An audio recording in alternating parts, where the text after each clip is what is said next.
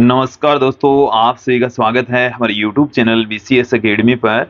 और आज की इस वीडियो में हम नीट और IIT मेन से रिलेटेड टॉपिक लेकर आए हैं। इस वीडियो में हम गति के नियम पर आधारित कुछ क्वेश्चंस देखेंगे। इससे पहले हमने क्वेश्चन आंसर के 2 वीडियो पहले देख लिए हैं। आज ये हमारा तीसरा वीडियो है। विद्यार्थियों, यदि आप हमारे YouTube चैनल पर नए हैं तो चैनल को सब्सक्राइब कर लीजिए, साथ में बेल आइकन भी दबा दीजिए ताकि आपको आगे की वीडियोज की नोटिफिकेशन मिलते रहें। अब मैं इस वीडियो को स्टार्ट करता हूं। इससे पहले हमने कुछ क्वेश्चंस देख लिए थे, आज हम उससे आगे के क्वेश्चंस लेकर चलेंगे। पहला क्वेश्चन देखिए। पहला क्वेश्चन क्या है कि किसी बॉक्स व ट्रेन के फर्श के मध्य स्थितिक घर्षण गुणांक 0.2 है। उस ट्रेन का अधिकतम त्वरण जिसमें वह बॉक्स उसके फर्श पर स्थिर बना रहेगा होगा। हमें इस क्वेश्चन के अंदर म्यू एस का जो मान है वो दे रखा है 0.2। जी का मान हमें 10 यूज में लेना है। साथ में हमें ट्रेन का एक्सेलरेशन ज्ञात करना है। देखिए, एक बार समझेंगे। जैसे हमारे पास में ये ट्रेन है और ट्रेन का फर्श हमने दिखाया है, ये उसमें रखा हुआ बॉक्स है जिसका द्रव्यमान स्मॉल m है। जब ट्रेन a0 त्वरण से आगे गति करती है तो इस बक्से पर एक आभासी बल काम करेगा ma0 पीछे की ओर, और जबकि इस पर घर्षण बल इस आभासी बल की विपरीत दिशा में काम करेगा। देखेंगे यहां पर कि ये जो बॉक्स है वो स्थिर बना रहे, उसके लिए आवश्यक है कि ma0 वो लेस देन इक्वल होना चाहिए fs से। ओके, तो यहां से ma0 ज्यादा से ज्यादा कितना हो सकता है, इक्वल का साइन मैं ले लेता हूं। fs की जगह में μs इंटू r पुट कर दूं। μs इंटू हम r पुट कर सकते हैं। R बराबर हम पुट कर देंगे mg, तो यहां से a0 बराबर आ गया μsg।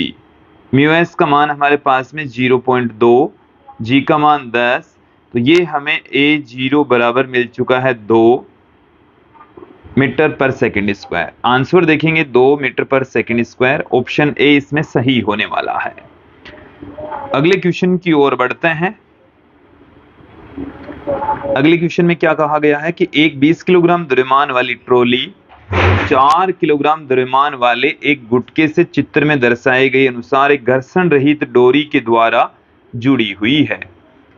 यदि ट्रॉली व सतह के मध्य गतिज घर्षण गुणांक 0.02 है तो ट्रॉली तथा गुटके के निकाय का त्वरण क्या होगा। देखिए, इस क्वेश्चन में जो आंकड़े हमें दे रखे हैं ये हमें 0.02, ये है म्यू के ये हमें दे रखा है 0.02। हमें इस निकाय के अंदर एक 4 किलोग्राम का द्रव्यमान और एक 20 किलोग्राम की ट्रॉली दे रखी है। चलिए एक एक करके इन पर हम FBD फ्री बॉडी डायग्राम देख लेते हैं। 4 किलोग्राम के ऊपर नीचे की ओर काम करेगा mg, ऊपर की ओर है इसमें तनाव T काम करेगा, और परिणाम स्वरूप ये जो ट्रॉली है 4 किलोग्राम है वो a त्वरण से नीचे की ओर गति करने वाला है। ओके, अब इस 20 किलोग्राम के द्रव्यमान पर तनाव T काम करेगा। ओके, और इस पर घर्षण बल पीछे की ओर काम करेगा Fk। ओके, और ये जो ट्रॉली है ये भी a त्वरण से आगे की ओर गति करेगी। तो एक एक करके दोनों पर इक्वेशन हम पुट कर देंगे यहां पर। तो देखिए, ट्रॉली के लिए मैं देख लेता हूं। सबसे पहले ट्रॉली का द्रव्यमान है 20, त्वरण है a, तो ये तो है परिणामी बल। ये परिणामी बल किसके इक्वल होगा, T माइनस एफ के इक्वल। ओके, तो यहां पर एफ के को म्यू के इंटू आर पुट कर सकते हैं। 20a बराबर T माइनस म्यू के इंटू आर। आर यहां पर प्रतिक्रिया बल, तो 20 इंटू जी,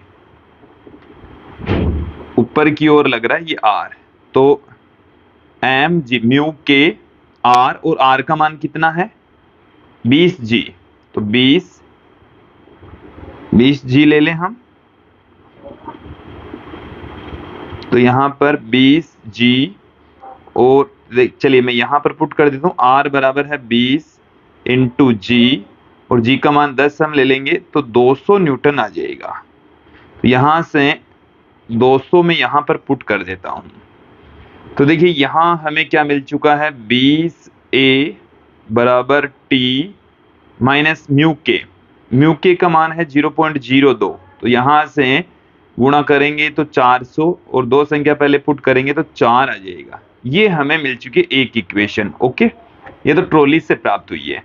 अब मैं बात करता हूं यहाँ पर ये जो 4 किलोग्राम का द्रव्यमान है इससे, तो यहां से देखिए इक्वेशन आप देखेंगे 4 इंटू ए बराबर हो जाएगा mg। तो यहां पर जो mg है, m का मान है वो 4 और g का मान 10 लें तो 40 माइनस टी। ओके, तो इस इक्वेशन को मैं यहां पर पुट कर देता हूं, 4a बराबर आ गया 40 माइनस टी, ये आ गई इक्वेशन नंबर 2। अब इन दोनों इक्वेशन को जोड़ देंगे, हमें एक्सेलरेशन प्राप्त हो जाएगा। तो जोड़ेंगे तो ये आ गया हमारे पास में 24a बराबर आ गया 44। यहां से 44 नहीं है, 40 माइनस 4 36 आ चुका है। 40 माइनस 4 कितना आया, 36। तो 24 से बराबर आ गया 36, तो a बराबर आ गया 36 बट्टे में 24, ये आ गया 3 बट्टे में 2, 1.5 मीटर पर सेकंड स्क्वायर। तो ऑप्शन सी इसमें सही होने वाला है। नेक्स्ट क्वेश्चन की ओर बढ़ते हैं। देखिए अगले क्वेश्चन में हमें क्या कहा गया है कि प्रश्न संख्या 24 में डोरी में तनाव क्या होगा। देख लीजिए, इसमें किसी एक इक्वेशन को हम यूज में ले लेते हैं। ये वाली इक्वेशन को हम यूज में ले लेते हैं। हमारे पास में है 4a बराबर 40 माइनस टी। देखिए 4a, देख लीजिए 4a बराबर 40 माइनस टी, 40 माइनस टी। ए बराबर अभी हमने मान निकाला 1.5, ये इक्वेशन हमारे पास में है। तो यहां से टी बराबर हम क्या लिख देंगे, 40 माइनस 6, टी बराबर आ गया 36 न्यूटन। टी बराबर हमें मिल चुका है 36 न्यूटन। ऑप्शन बी इसमें सही होने वाला है। नेक्स्ट क्वेश्चन की ओर आगे बढ़ते हैं। देखिए क्या है कि निम्न में से कौन सा कथन घर्षण के बारे में सही है, कि घर्षण के बारे में इनमें से कौन सा जो स्टेटमेंट है वो बिल्कुल सही है। तो देखिए पहला ऑप्शन देखते हैं कि पदार्थों के दिए गए जोड़े के मध्य घर्षण गुणांक उनके मध्य के क्षेत्रफल से व्यापक रूप से स्वतंत्र होता है। हमने आपको ये जब थ्योरी इसकी पढ़ाई थी उसी समय बता दिया था कि जो घर्षण गुणांक है वो क्षेत्रफल पर डिपेंड नहीं करता, क्षेत्रफल पर निर्भर नहीं करता। तत्पश्चात ये जो लाइन है पूरी तरह से सही है। ऑप्शन ए इसमें सही होने वाला है।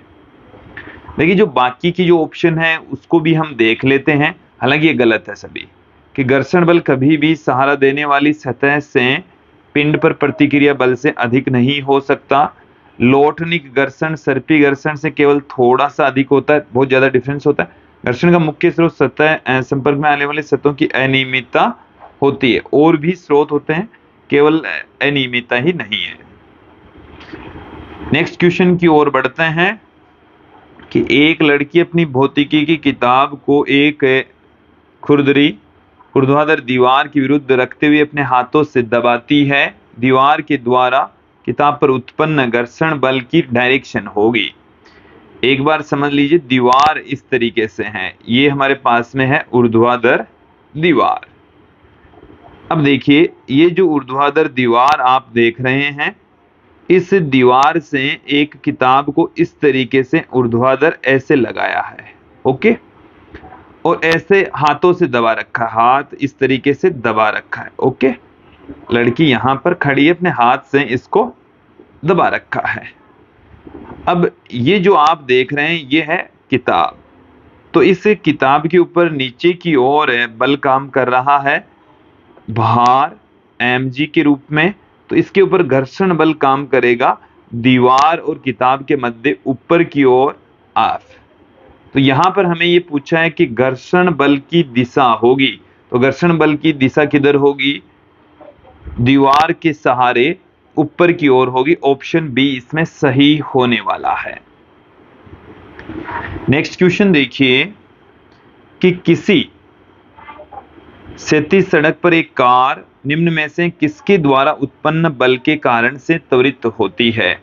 हम ये जानते हैं कि जो कार है उसके जो पहिए हैं, ये जैसे हमारे पास में जो कार है उसके पहिए हमने दिखाए हैं। तो जैसे कार इधर आगे बढ़ना चाह रही है तो क्या करेंगे? पहियों के द्वारा कार के ऊपर बल लगाया जाएगा, तो पीछे की ओर बल लगाया जाएगा। ठीक है, तो जो सड़क है, सड़क वाला पार्ट है, वो इसको आगे की ओर धक्का मारेगा, तो कार पर सड़क के द्वारा बल लगाया जाएगा। देखो दोनों चीजें समझना, क्रिया तो यहां पर होगी, पहले क्रिया की जाएगी। क्रिया में क्या होगा? कार के द्वारा सड़क पर बल लगेगा। कार के द्वारा किस पर बल लगेगा? सड़क पर। तो कार सड़क को पीछे की ओर बल लगाती है, तो तत्पश्चात प्रतिक्रिया होती है, और प्रतिक्रिया में क्या होगा? सड़क है वो कार पर बल लगाएगी। सड़क किस पर लगाएगी? कार पर। तो जो सड़क है कार पर सड़क बल लगाती है। कार पर कौन बल लगाता है? सड़क। यहां पर ऑप्शन डी सही होने वाला है। और इस कार के द्वारा जब सड़क के ऊपर बल लगता है, सड़क के द्वारा कार पर, सड़क के द्वारा किस पर लगता है? कार पर बल लगता है। ओके, तो ऑप्शन डी इसमें सही हो जाएगा।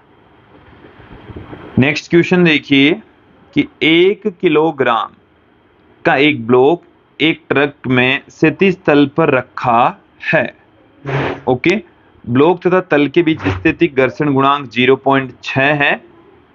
यदि ट्रक का त्वरण 5 मीटर प्रति सेकंड स्क्वायर है तो ब्लॉक पर आरोपित घर्षण बल क्या होगा? एक बार क्वेश्चन को समझ लीजिए कि हमें इस क्वेश्चन के अंदर ये बता रखा है कि जो ट्रक है इस तरीके से ट्रक है, और उसकी सतह के ऊपर ये हमने एक पिंड रखा है। इसका द्रव्यमान हमें क्वेश्चन में 1 किलोग्राम दे रखा है। ये जो m है वो हमें क्वेश्चन में 1 kg दे रखा है। ओके, अब ये जो ट्रक है वो इधर a0 त्वरण से आगे बढ़ता है। a0 त्वरण से आगे बढ़ेगा तो इस पर घर्षण बल पीछे की ओर काम करेगा। ओके, घर्षण बल किधर काम करेगा? पीछे की ओर। और पीछे की ओर घर्षण बल काम करने के कारण से ये पीछे की ओर गति भी कर सकता है, या गति करेगा कि नहीं करेगा, वो सब कुछ चीजें हम यहाँ पर देख लेते हैं। तो देखिए यहाँ पर प्रतिक्रिया बल ऊपर की ओर और नीचे की ओर काम करेगा mg। तो यहाँ पर जो r है वो तो mg के इक्वल ही है। ओके, अब यहाँ पर हम कुछ चीज क्लियर कर लेते हैं कि यहाँ पर ये जो गुटका है वो तब तक स्थिर अवस्था में रहेगा जब तक कि इस पर सीमांत घर्षण बल के बराबर बल नहीं लग जाता। पहले तो हम सीमांत घर्षण बल ज्ञात कर लेते हैं इस स्थिति में। Fs मैक्सिमम होता है μs into r, μs into mg। μs का मान हमें 0.6, m का मान हमें 1, m का मान हमें कितना दे रखा है? 1, और g का मान मैं 9.8 ले लेता हूं। ओके, तो यहां से जब इसको मल्टीप्लाई करेंगे तो हमें मिल चुका है 5.88 न्यूटन। ये Fs मैक्सिमम है, सीमांत घर्षण बल। मतलब इससे ज्यादा जब बल लगता है घर्षण बल काम करेगा इस पर। चले इसको एक बार दोबारा मैं थोड़ा सा इसको बता देता हूं आपको, फिर से देखना एक बार कि इसके ऊपर ये बल काम करेगा आभासी बल। इसको करेक्ट करें, ma0 आभासी बल इधर और घर्षण बल इधर काम करेगा। ओके, तो देखिए यहाँ पर अधिकतम घर्षण बल, इसके पश्चात जो पिंड है वो गति करेगा, और इससे कम बल के ऊपर जो पिंड है स्मॉल m द्रव्यमान है वो स्थिर अवस्था में रहेगा। और जब स्थिर अवस्था में जब तक घर्षण बल उतना ही, बाह्य बल इस पर लगेगा उतना ही घर्षण बल काम करेगा। चलिए हम यहाँ से F भी फाइंड आउट कर लेते हैं। m a0 के इक्वल है, तो 1 × 5, ये 5 न्यूटन है। तो घर्षण बल भी क्या होगा, स्थैतिक घर्षण बल काम करेगा इस पर। कौन सा काम करेगा, क्योंकि गति घर्षण तो जब इसके बराबर या इसके नजदीक जब होता तब गति घर्षण काम करता, यहाँ पर स्थैतिक घर्षण काम करेगा जो कि बाह्य बल के बराबर होता है, बाह्य बल के बराबर होगा, जो कि यहाँ पर बाह्य बल कितना है, 5 न्यूटन। तो स्थैतिक जो घर्षण है वो 5 न्यूटन होगा। ऑप्शन बी इसमें सही होने वाला है। नेक्स्ट क्वेश्चन देखिए कि निम्न में से किसे स्वयं संयोजित बल कहा जाता है। देखिए स्वयं संयोजित अपना मान अपने हिसाब से व्यवस्थित कर लेता है।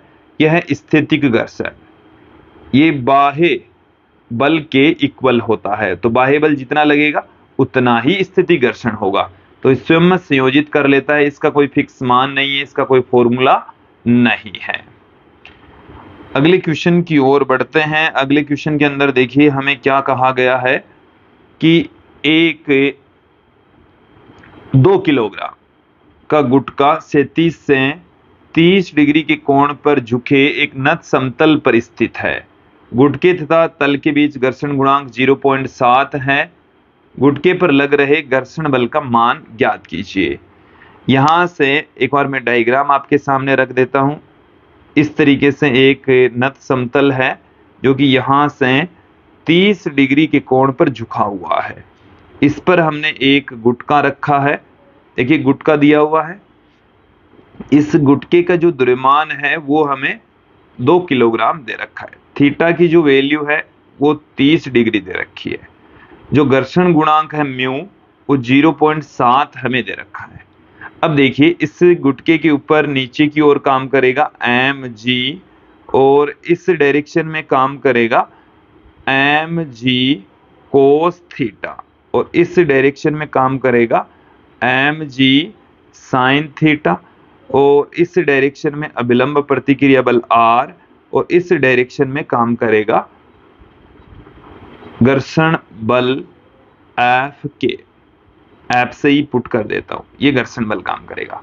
तो यहां पर जो घर्षण बल है वो mg sin थीटा के इक्वल है, mg sin थीटा के तुल्य है। ओके, यदि स्थिर अवस्था में, देखिए फिलहाल इसमें हम ये नहीं कह सकते कि स्थिर अवस्था में है क्या। तो जो घर्षण बल होता है म्यूएस इंटू आर की इक्वल होता है, उसी फॉर्मूले से फाइंड आउट करेंगे म्यूएस इंटू आर। घर्षण बल के बारे में पूछा है तो म्यूएस इंटू आर, आर का जो मान है वो है mg cos थीटा। सबकी वैल्यू पुट कर देते हैं 0.7, m का मान 2, g का जो मान है वो हम 9.8 ले लेते हैं, फिर आ जाएगा cos 30 डिग्री।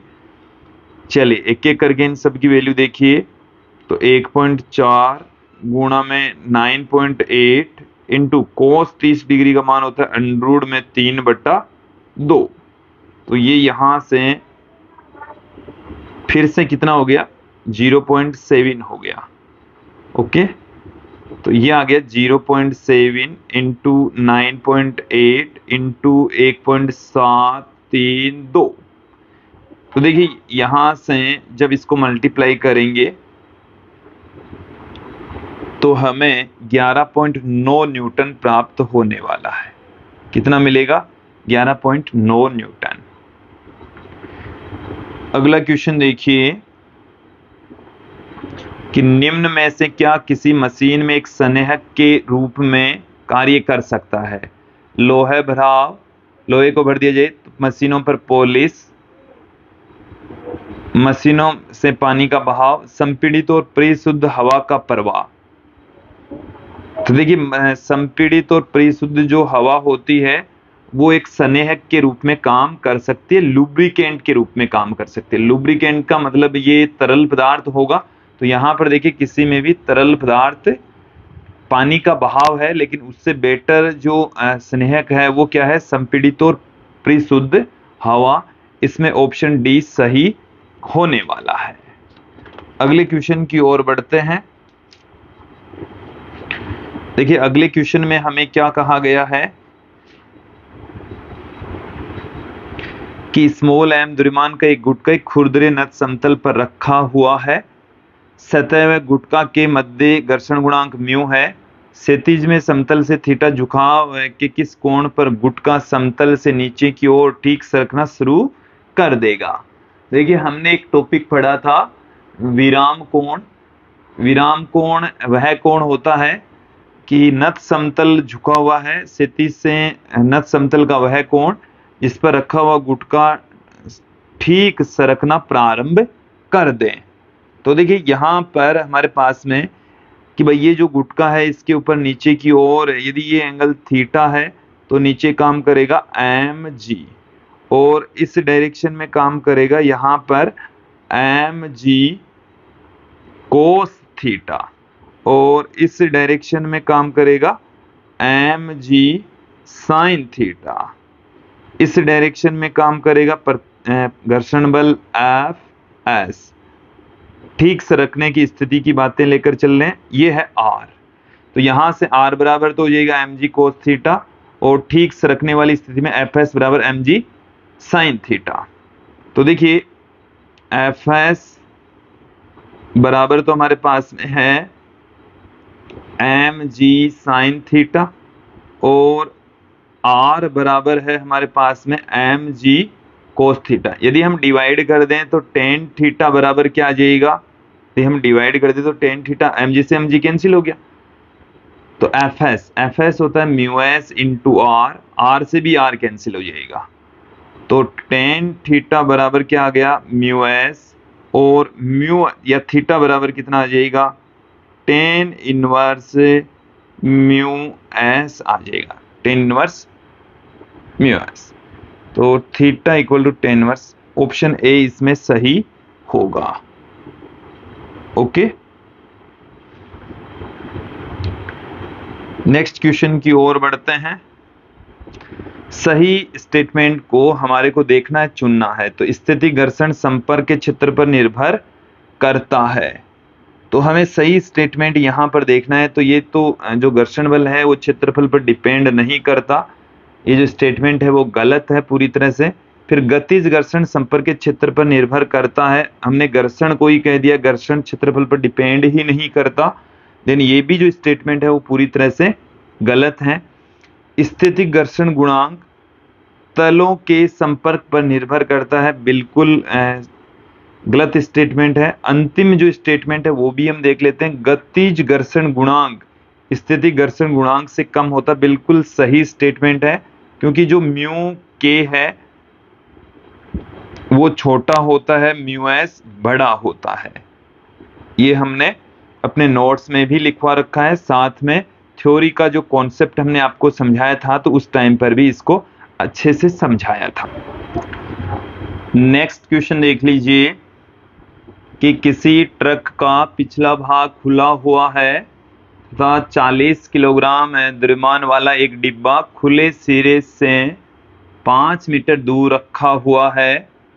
डिब्बा व सतह के मध्य के नीचे घर्षण गुणांक 0.15 है।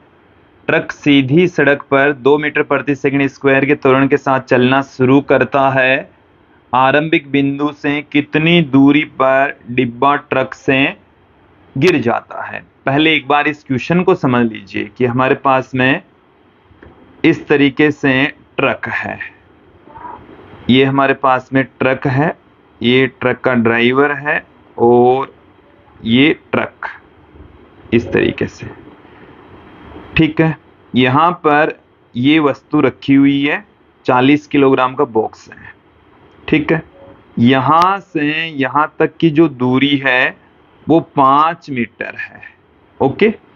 अब हमारे को ये कहा गया है, जैसे मान लीजिए कि ये जो ट्रक है वो यहाँ से यहाँ तक मैं कंसीडर कर लूँ कि जब s दूरी तय कर लेता है तब ये जो बॉक्स है वो इससे नीचे गिर जाता है। ओके, तो देखिए हमें क्या करना है, इस ट्रक के द्वारा तय की गई दूरी ज्ञात करनी है। तो हम गति का दूसरा समीकरण s बराबर ut plus half AT square लगाकर, इसका a हमें दे रखा है, यदि t मिल जाए तो हम यहां से, क्योंकि u तो 0 है तो t मिल जाता है तो s ज्ञात कर लेंगे। तो हमें क्या चाहिए, यहां से t चाहिए और t यदि मिल जाता है तो हम s ज्ञात कर लेंगे। देखो t ज्ञात करने के लिए हम ये जो बॉक्स यहां पर रखा हुआ है इस पर ये कितने समय बाद गिरेगा, उतने ही समय तक ये ट्रक चलेगा, वही हमें ज्ञात करना है। तो इस बॉक्स के ऊपर लगने वाले बल देख लेते हैं। चले मैं यहाँ पर एक छोटा सा डायग्राम आपके सामने रख देता हूँ। ये जो द्रव्यमान है इसका वो 40 किलोग्राम दे रखा है। इस पर नीचे की ओर काम कर रहा है mg, ऊपर की ओर काम कर रहा है कैपिटल R। ठीक है, ये जो ट्रक है वो a0 त्वरण से इधर गति कर रहा है, तो इस पर आभासी बल इस तरफ कैपिटल F बराबर F नोट बराबर काम करेगा ma नोट। जब ये पीछे की ओर आभासी बल महसूस करता है तो आगे की ओर इसके ऊपर घर्षण बल काम करेगा स्मॉल f, और ये कह रहा है कि ये गति करेगा तो f के गति घर्षण काम करेगा, और तत्पश्चात मैं मान लेता हूं कि ये a त्वरण से पीछे की ओर गति करता है। इसका द्रव्यमान हमने m कंसीडर कर लिया। तो यहां पर आप देखें कि ma बराबर ma0 माइनस में f k। ओके, ये इक्वेशन आपको समझ में आ जानी चाहिए। मुझे क्या चाहिए, इस गुटके का एक्सेलरेशन चाहिए। तो यहां से ma0 माइनस f के बराबर हो गया म्यू के इंटू r, और r हमारे पास में है mg के इक्वल। तो यहां से आप देखें m से m तो कैंसिल हो गया, a बराबर क्या आ गया a0 माइनस म्यू के इंटू जी। a0 जो ट्रक है उसका एक्सेलरेशन है जो कि 2 है, फिर माइनस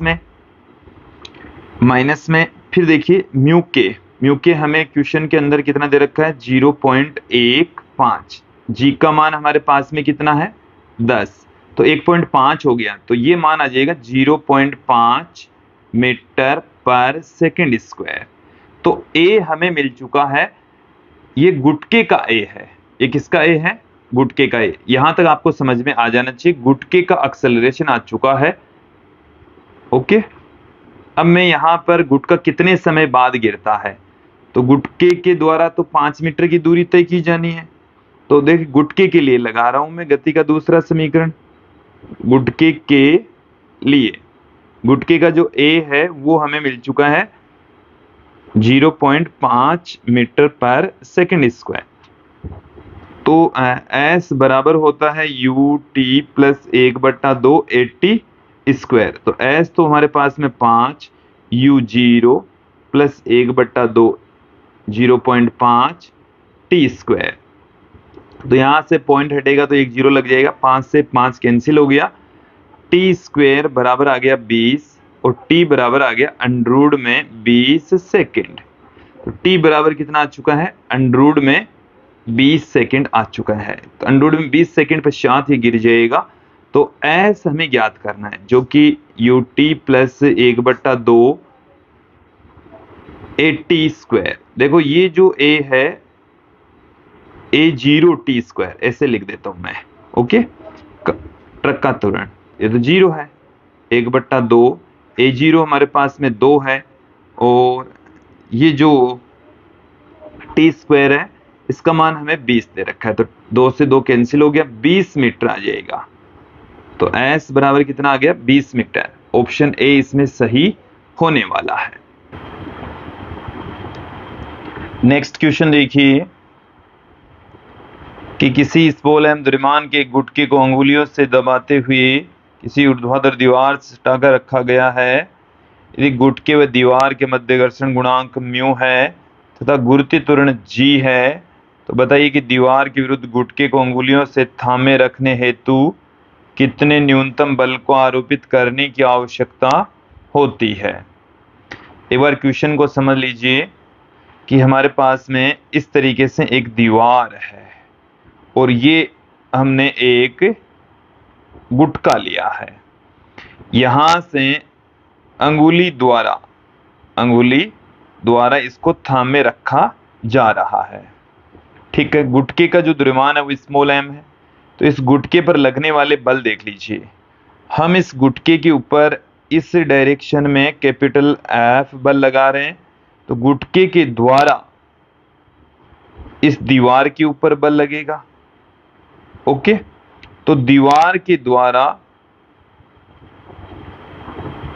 प्रतिक्रिया बल कैपिटल R लगेगा। नीचे की ओर जो काम कर रहा है वो है mg, घर्षण बल काम कर रहा है ऊपर की ओर F। तो देखिए, इसको यहाँ पर यथा स्थिति में रखने के लिए हमें यहाँ पर इस बलों को संतुलित कर देंगे। तो F है वो तो है R के इक्वल, बाह्य बल है वो प्रतिक्रिया बल के विरुद्ध है। ठीक है, हमें इस प्रतिक्रिया की वैल्यू ही ज्ञात करनी है।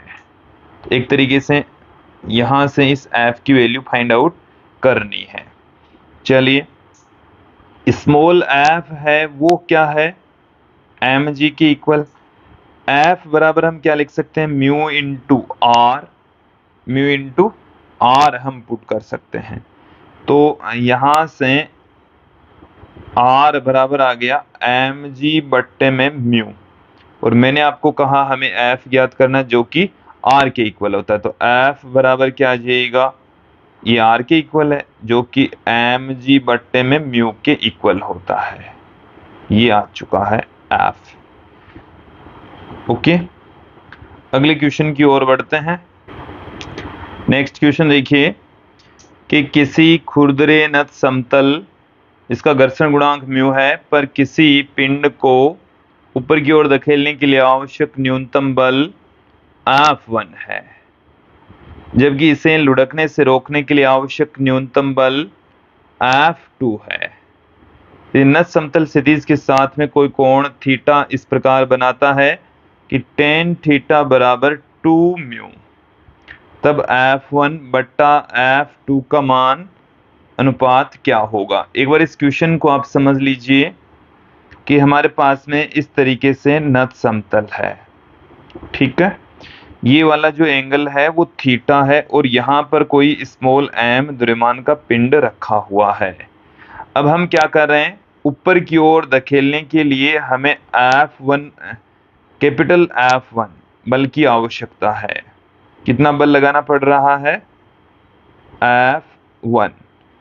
ओके, तो F1 बल लग रहा है, तो नीचे की ओर इस डायरेक्शन में घर्षण काम करेगा F, इसके साथ में इस mg का जो घटक है, mg नीचे लगता है, इस डायरेक्शन में mg cos थीटा काम करता है, इस डायरेक्शन में mg sin थीटा भी काम करेगा। तो यहां से जो F1 है, F1 ये आएगा बराबर आएगा small f plus mg sin theta इस डायग्राम से। अब देखिए, जो स्मॉल f है वो म्यू एस इंटू आर के इक्वल होता है। म्यू इंटू, यहाँ पर म्यू के है, म्यू लिख देता हूं मैं, केवल म्यू से ही काम चला लेंगे। तो म्यू इंटू आर यहाँ पर कितना हो जाएगा, देखिए डायग्राम से mg cos थीटा हो जाएगा प्लस mg sin थीटा। ये हमें मिल चुका है F1। तो चलिए मैं F1 यहां पर पुट कर देता हूं। F1 बराबर हमें मिल चुका है, देखिए क्या मिल चुका है, mg sin theta plus mu mg cos theta, ये मिल चुका है। ओके, अब मैं इन सबको एक बार हटा देता हूं, हमारे पास में ये ज्यादा जगह नहीं है। हम दूसरा डायग्राम लेंगे। दूसरे डायग्राम के अंतर्गत क्या है, ये हमारे पास में नत समतल है, वही नत समतल है। अब की वार जो सिचुएशन है वो थोड़ी सी अलग है। देखिए, इसे लुढ़कने से रोकने के लिए आवश्यक न्यूनतम बल, ये नीचे की ओर न फिसले, इसके लिए कम से कम कितना बल लगाना पड़ेगा, F2। और नीचे की ओर न फिसले तो नीचे की ओर फिसलने वाली स्थिति में घर्षण बल भी ऊपर की ओर काम करेगा। mg नीचे, ये थीटा हो तो इस डायरेक्शन में क्या हो जाएगा, mg कोस थीटा, इस डायरेक्शन में हो जाएगा mg साइन थीटा, इस डायरेक्शन में हो जाएगा कैपिटल R। तो यहां पर देखिए F2 बराबर F2 प्लस F आ जाएगा, F2 बराबर, या F2 प्लस F बराबर आ गया mg साइन थीटा। हमें तो क्या चाहिए, F2 चाहिए, तो F2 बराबर आ गया है mg साइन थीटा माइनस में F, और F हो गया म्यू इंटू R, और R की वैल्यू फिर से mg कोस थीटा। तो F2 का मान ये आ चुका है mg sine theta minus mu mg cos theta. चलिए अब मैं सब चीजों को यहां से हटा देता हूं, F1 F2 आ चुके हैं, अब हमें इनकी आवश्यकता नहीं है। ये कहां से आए ये आपको पता होना चाहिए। अब देखिए F1 बट्टे में F2 बराबर, सब में से mg कैंसिल कर हो जाएगा, ऊपर नीचे से दोनों को जब भाग लगाएंगे तो कैंसिल हो जाएगा। तो यहां पर हमारे पास में रह गया है sine theta plus mu cos theta upon sine theta minus mu cos theta. देखिए कोस थीटा का हम भाग लगा दें तो tan theta plus mu upon tan theta minus mu. Tan theta की जो वैल्यू है वो हमें इस क्वेश्चन में 2 म्यू दे रखी है, तो 2 mu plus mu upon 2 mu minus mu. तो ऊपर तो आ गया 3 म्यू, नीचे आ गया सिर्फ म्यू, तो यहां पर म्यू से म्यू कैंसिल हो गया, 3 आंसर आ गया, ऑप्शन डी इसमें सही हो जाएगा। नेक्स्ट क्वेश्चन देखिए कि 10 किलोग्राम व 15 किलोग्राम द्रव्यमान के दो गुटके ए एवं बी को चित्र में दर्शाए अनुसार एक दूसरे के संपर्क में किसी खुरदरी क्षैतिज सतह पर रखा गया है। गुटके व सतह के मध्य घर्षण गुणांक 0.2 है। ए पर आरोपित किया गया निकाय ए पर आरोपित किया जाता है। देखिए यहाँ पर जो बल है वो 200 न्यूटन है, ए पर 200 न्यूटन का बल आरोपित किया जाता है, ऐसे है तो निकाय का त्वरण क्या होगा, जी हमें 10 यूज में लेना है। इस क्वेश्चन को आप समझ लीजिए कि जब 200 न्यूटन का बल इस डायरेक्शन में काम करेगा तो इन दोनों कणों के द्वारा घर्षण बल पीछे की ओर काम करेगा, तत्पश्चात ये ए त्वरण से आगे बढ़ेगा। चलिए हम इस घर्षण बल को देख लेते हैं, फिर इस पर लगने वाला जो टोटल बल है एम ए वो हम ज्ञात कर लेंगे। ओके, घर्षण बल क्या होता है, म्यू इंटू आर, और आर यहां पर दोनों कणों का द्रव्यमान लेकर मैं चलूं तो m1 प्लस m2 इंटू जी ये होगा। म्यू यहां पर कितना है 0.2, m1 प्लस m2 10 प्लस 15, जी हमें 10 यूज में लेना है, तो 10 प्लस 15 25, 25 को 2 से गुणा करेंगे तो आ गया हमारे पास में 50 न्यूटन का घर्षण बल काम करेगा। तो इस गुटके के ऊपर जो कुल बल है वो कितना रह जाएगा, 200 न्यूटन माइनस 50, 150 न्यूटन, कितना रह गया, 150 न्यूटन रह गया है। ओके, तो ये आप ध्यान रखें कि 150 न्यूटन का बल काम कर रहा है। तो निकाय का जो एक्सेलरेशन है ए बराबर होता है कुल बल बट्टे में कुल द्रव्यमान। तो कुल बल है 150 न्यूटन और कुल जो द्रव्यमान है वो है 10 प्लस 15, तो 25 हो गया। 25 का जब हम भाग लगाएंगे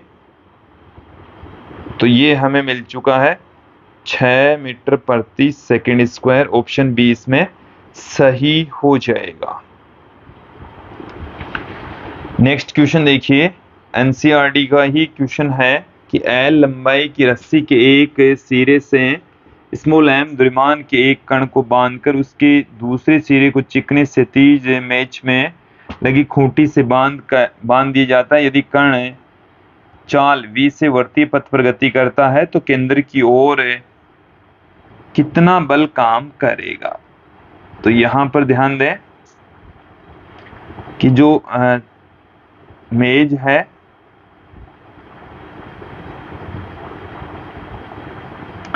जो हमें मेज दे रखी है उसके ऊपर कर्ण वृत्ताकार पथ में गति कर रहा है। कर्ण वृत्ताकार पथ में गति कर रहा है। जो इसकी रेडियस है वो L है। अब देखिए इसे आप एक बार समझें, ये जो लंबाई है वो L है, जो द्रव्यमान है वो M है। तो देखिए विद्यार्थी, ये जो रस्सी है इसके अंदर तनाव T क्रिएट होगा और ये जो तनाव T है वही अभिकेंद्रीय बल के इक्वल होगा। तनाव T ही अभिकेंद्रीय बल उत्पन्न करता है। तो हमें यहाँ पर पूछा है कुल बल। तो देखिए जो T है वो है mv² के इक्वल। तो कुल बल केंद्र की ओर काम करने वाला बल तनाव के इक्वल हो जाएगा। कुल बल कितना काम कर रहा है?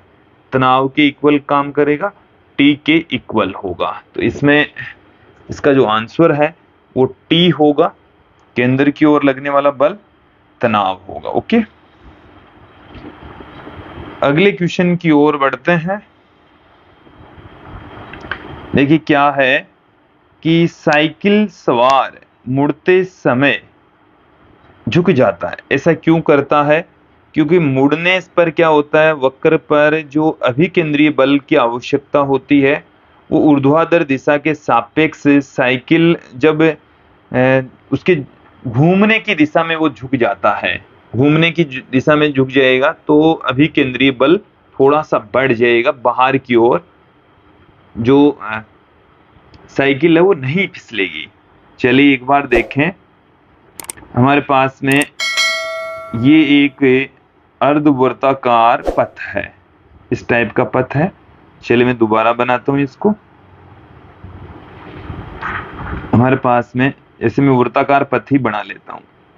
ये हमारे पास में एक वृत्ताकार पथ है। ओके, इसके ऊपर जो साइकिल सवार होता है, साइकिल सवार है वो इस तरीके से साइकिल को क्या कर लेता है, थोड़ी सी अंदर की ओर झुका लेता है। चलिए एक बार फिर से देखें, ये जो साइकिल चला रहा है वो इस तरीके से झुका लेगा, अंदर की ओर झुका लेगा। तो इस पे अंदर की ओर जो लगने वाला बल है, ऐसे अंदर की बाहर की ओर तो यहाँ पर घर्षण बल काम करेगा, अंदर की ओर लगने वाला जो बल है वो थोड़ा सा बढ़ जाएगा। इस प्रतिक्रिया बल का एक घटक, देखो एक घटक जैसे ये यहाँ से थीटा कोण झुका लिया तो r कोस थीटा, इधर इधर हमारे पास में r साइन थीटा। तो ये जो r साइन थीटा है ये इधर जितना झुकाएगा अंदर की ओर अभिकेंद्रीय बल उतना ही बढ़ेगा, बाहर फिसलने का डर कम होता जाएगा। ओके, तो हालांकि एक स्थिति से ज्यादा भी नहीं झुका सकता, अन्यथा ये नीचे ही गिर जाएगा। तो ये नीचे मतलब थोड़ा मुड़ते समय झुक जाता है। उसके पीछे रीजन क्या है? मुड़ते समय झुकने के पीछे रीजन है कि आवश्यक अभिकेंद्रीय बल उत्पन्न करने के लिए, जो अभिकेंद्रीय बल है उसको क्रिएट करने के लिए ऐसा करते हैं। अगले क्वेश्चन की ओर बढ़ेंगे। देखिए क्या है कि किसी घूमने वाले क्षैतिज मेज पर रखी कोई छोटी सी वस्तु ठीक उस समय फिसल जाती है जब उसे घर्षण अक्ष से 4 सेमी की दूरी पर रखा जाता है। यदि उस घूमने वाली मेज के कोणीय वेग को दुगुना कर दिया जाए तो वह वस्तु उस समय फिसलती है जब घूर्णन अक्ष से उसकी दूरी होती है। तो देखिए घूमने के लिए क्या है कि जब घर्षण बल, जो घर्षण बल है वो तो केंद्र की ओर लगता है। घर्षण बल से जो अपकेंद्रीय बल है अपकेंद्रीय बल है वो क्या हो जाए, अधिक हो जाए, तब ये फिसल जाएगी, वस्तु क्या हो जाएगी, फिसल जाएगी। और देखिए यहाँ पर जो घर्षण बल है उसे हम लिख सकते हैं म्यू एस इंटू आर, और mu S into R, R को हम लिख देंगे M G less than equal to अपकेंद्रीय बल M V square upon R, M R omega square put कर देंगे, एम से एक एम कैंसिल हो जाएगा। और यहां पर आप देखें कि जो सारी की सारी राशियां बाकी की, तो जी तो यहाँ पर कांस्टेंट है और म्यू भी यहाँ पर क्या है, कांस्टेंट। तो आर इंटू ओमेगा स्क्वायर है, ये बड़ा होना चाहिए, इक्वल होना चाहिए, और ये जो वैल्यू है वो कांस्टेंट होगी, ये वैल्यू क्या होगी, कांस्टेंट। तो यदि मैं यहाँ पर इन दोनों के बीच में रिलेशन देखूं तो आर है वो समानुपाती होगा 1/ओमेगा स्क्वायर के। तो यहाँ से R1/R2 बराबर क्या आ जाएगा, ओमेगा 2/ओमेगा 1 का स्क्वायर। ओके, तो हमें R2 चाहिए, हमें क्या चाहिए, R2। तो R2 बराबर आ गया ओमेगा 1 का स्क्वायर बट्टे में ओमेगा 2 का स्क्वायर इंटू R1। यहां से हमें कैलकुलेशन करनी है, चलिए देख लीजिए क्या हो जाएगा। तो R2 बराबर ओमेगा 1 का स्क्वायर, पहले जो है कोणीय वेग है वो है ओमेगा 1, बाद में जो कोणीय वेग है उसको आपने क्या कर दिया, 2 टाइम्स कर दिया, तो 2 ओमेगा 1 का स्क्वायर इंटू R1, R1 है 4 सेमी, तो यहां से 4 सेंटीमीटर बट्टे में 4 निकल कर आ गया, 1 सेंटीमीटर आ जाएगा। कितना आ जाएगा, 1 सेंटीमीटर। ऑप्शन ए इसमें सही हो जाएगा। ओके, नेक्स्ट क्वेश्चन की ओर बढ़ते हैं।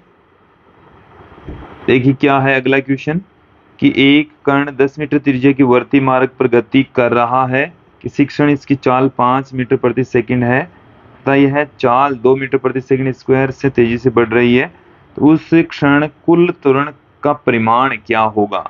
देखिए यहाँ इस क्वेश्चन को एक बार अच्छे से समझ लें आप, कि हमें क्वेश्चन के अंदर एक वृत्ताकार पथ दे रखा है, वृत्ताकार पथ दे रखा है, और इस वृत्ताकार पथ में जो रेडियस है वो है 10 मीटर, आर बराबर कितना है, 10 मीटर। देखिए आर बराबर 10 मीटर, जो चाल है वो है 5 मीटर प्रति सेकंड, और ये जो चाल है वो भी चेंज हो रही है, ये भी क्या हो रही है, चेंज हो रही है। स्पर्श रेखीय जो त्वरण है ए टी वो हमें दे रखा है 2 मीटर प्रति सेकंड स्क्वायर। अभी केंद्रीय त्वरण क्या हो जाएगा, AC equal to v square upon में आर। तो v का मान का मतलब 5 स्क्वायर बट्टे में 10, तो 25/10, 25/10 बराबर आ गया है 2.5 मीटर प्रति सेकंड स्क्वायर। अब ये तो है AC और ये है AT, दोनों के बीच का कोण है 90 डिग्री। इनका जो परिणामी यदि हम ज्ञात करें तो AC का स्क्वायर प्लस AT का स्क्वायर का रूट, तो 2.5 का स्क्वायर प्लस 2 का स्क्वायर का रूट। तो यहाँ पर 2.5 का स्क्वायर और इनका करेंगे तो ये हमारे पास में आ गया 6.25 प्लस 4 का रूट, और ये आ गया हमारे पास में अंडरूट में 10.25, और 10.25 का जब अंडरूट करेंगे तो 3 पॉइंट कुछ आएगा, 3.2 मीटर पर सेकंड स्क्वायर इसका आंसर आ जाएगा। ओके, तो विद्यार्थी ये था आज का हमारा वीडियो, इसमें हमने कुछ महत्वपूर्ण क्वेश्चन देखे। जल्दी ही हम लौटेंगे कुछ अन्य महत्वपूर्ण क्वेश्चन लेकर, आप हमारे साथ में यूं ही बने रहिए। आज की इस वीडियो में इतना ही, धन्यवाद दोस्तों।